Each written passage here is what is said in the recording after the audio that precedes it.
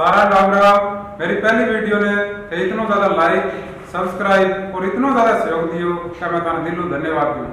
आज मेरी यह दूसरी वीडियो है।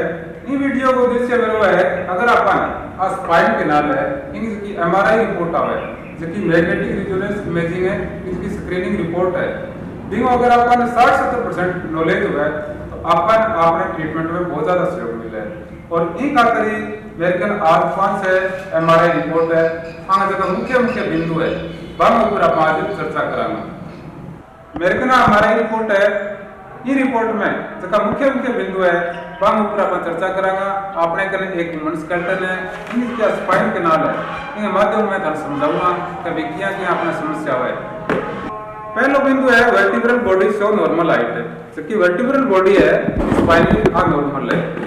दूसरो बिंदु दे रखे मां का diffuse disc bulge is seen at L4 L5 level causing thecal sac indication with a compression over ejecting nerve roots on both sides left or right।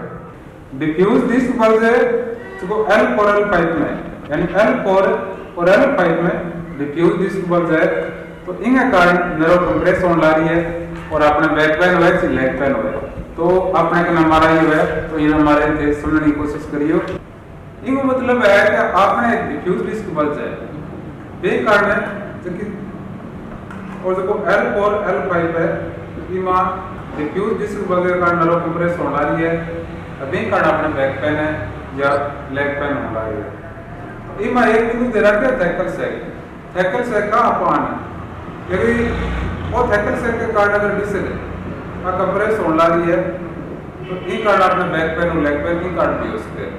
अगर एक थैकल सैक कहीं है जब तो आपने सिर्फ बैक पेन हुआ हो, अगर वो दर्द ज्यादा नर्व भी कंप्रेस होने रही है तो वो आपको बैक पेन लेग पेन का भी जा सकते हैं।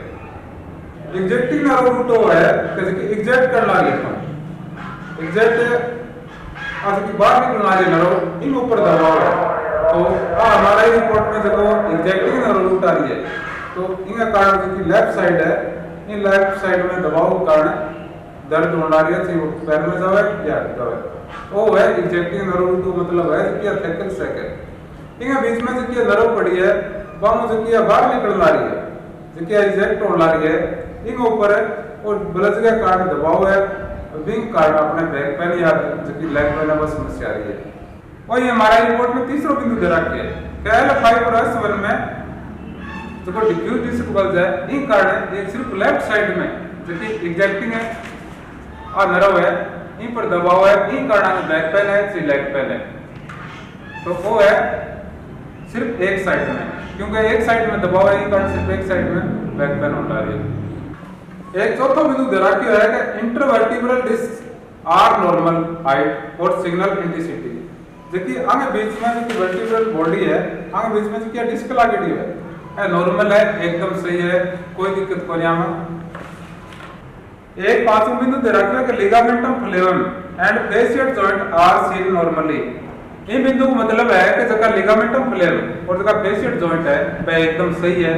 मेरो हमारा ही समझाने को उद्देश्य है कि अपन जो आपको ट्रीटमेंट होने रही है अपना डॉक्टर है वह अपन बताओ भी हमारा पास समस्या है लेकिन अपन थोड़ी बहुत ही समझ पहली है आपने ट्रीटमेंट में अपन बहुत ज्यादा सहयोग मिले। स्पाइन के नाल की दूसरी रिपोर्ट है लेकिन ये रिपोर्ट में भी अपन कई बढ़िया बिंदु देखा कौन सी समस्या है जितनी अपन किया पढ़ सका। इमा पहला बिंदु दे रखा है this desiccation seen at L3 L4 and L4 L5 level with tear in posterior annular fibers at L3 L4। Disc desiccation का मतलब वो है कि जबकि वर्टिब्रा बॉडी है आगे बीच में डिस्क लग रही है हमें पानी कम हो रही है वो पानी सूखना एज का पेशियंट है वह बीच में जो नर्व रूट निकले वह में भी दबाव चाहिए भी बताऊँ पेशियंट जॉइंट आर्थोपैथिक आप भी होती है तो इन खातर अपन ज़्यादा पानी पीना चाहिए। अब डिस्क डेसिकेशन का मतलब कोई है कि पानी कम हो रही है पानी भी पीना चाहिए और अपन जो ट्रीटमेंट चल रहा है वो ट्रीटमेंट भी बढ़िया तरीके करवाना चाहिए। एक बिंदु आ गया this extrusion seen at L3 L4 L4 L5 level. ये हमारे रिपोर्ट में दे रखा है कि L3 L4 और L4 L5 में डिस्क एक्सट्रूजन है कि डिस्क की 4 स्टेज में मैंने बताई। पहली थी एनुलर टियर, दूसरी है प्रोट्रूजन, बाद में एक्सट्रूजन और लास्ट है सिक्वेस्टेशन। तो ई मैं एक्सट्रूजन सीन इन कारण कई बारी जो साइटिका नस है बीमा भी दबाव आ जाए तो साइटिका पैन होने लगे, तो वो है एक्सट्रूजन सीन।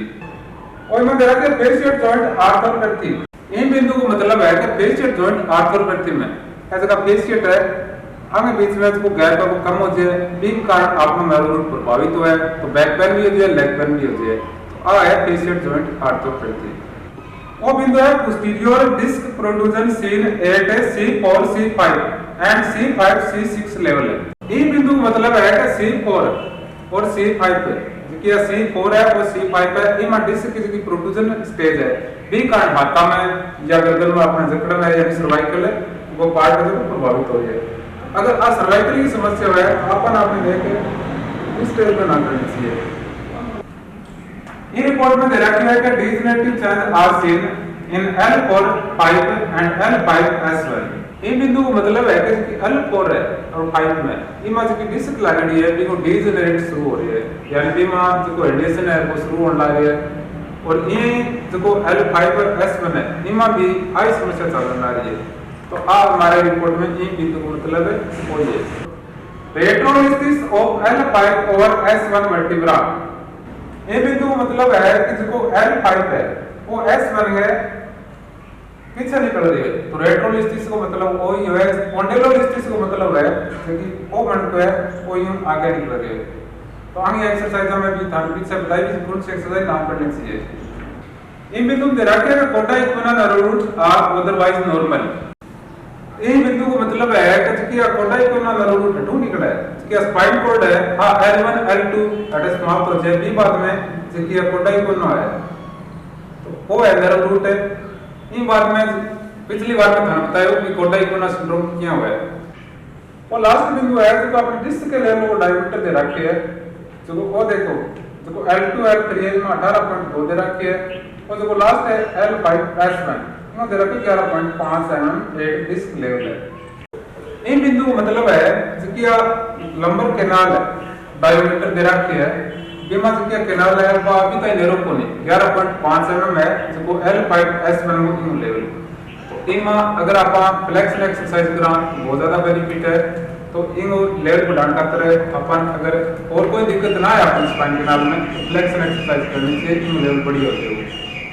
मेरी इसकी पहली वीडियो हुई इमा एक कमेंट्स आयो ओम प्रकाश जी को कि मेरे कुल्ले में भी दर्द रहे और कमर में भी दर्द रहे तो मैं कौन सी स्टेप कर सकूं। ओम प्रकाश जी मैं आप कहना चाहूंगा कि अगर आप डिस्क की आगे कोई गंभीर समस्या है तो पहले पॉज की समस्या भी हल करना चाहिए, बीम बाद में जो मैं टेलीफोन की एक्सरसाइज बताई पास स्टेप कर सकता हूं, लेकिन मैं सारा आई गाइड देना चाहूँ कि कोई भी समस्या हो इस समस्या में अपन अपने जो ऑर्थोपेडिक है चाहे फिजियोथेरेपिस्ट है वो मिलना चाहिए, और वह जी आपकी हमारा स्कैन करावा है और भी डायग्नोज करके जो ट्रीटमेंट बताओ अपन वही अपन ट्रीटमेंट लेना चाहिए।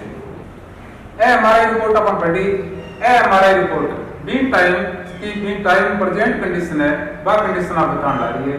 कई बार आज सिचुएशन अगर 15-20 दिन पहले की हमारा रिपोर्ट है अगली बार चेंज भी होते हैं, तो जी मैं आपको बताऊं कई में एक्सट्रूजन सीन है डिस्क को वो अगर बॉडी मूवमेंट हो तो कई बार वो अपने आप थोड़ा ठीक भी हो जाए।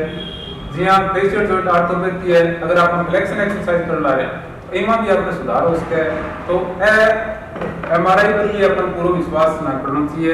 आप भी टाइम तो बिल्कुल 100% सही बताओ है, लेकिन अगर अपन 15-20 दिन बाद में अपन जगह एक्यूट सिम्टम आने रहे आगे हिसाब में अपन ट्रीटमेंट लेना चाहिए।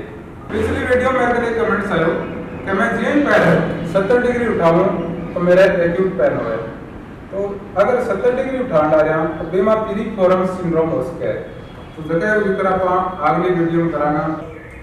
पिछली वीडियो में मैंने यह लगा कि 1-2% मेरे लैंग्वेज में या स्पेलिंग में मिस्टेक की, तो बे खातर मैं थारे सारा को सॉरी मांगू। अगर वीडियो किसी को लगी है अगर बढ़िया लगे तो लाइक करियो, सब्सक्राइब करियो और फुल सकारात्मक और फुल एनर्जी में रह करो। राम राम।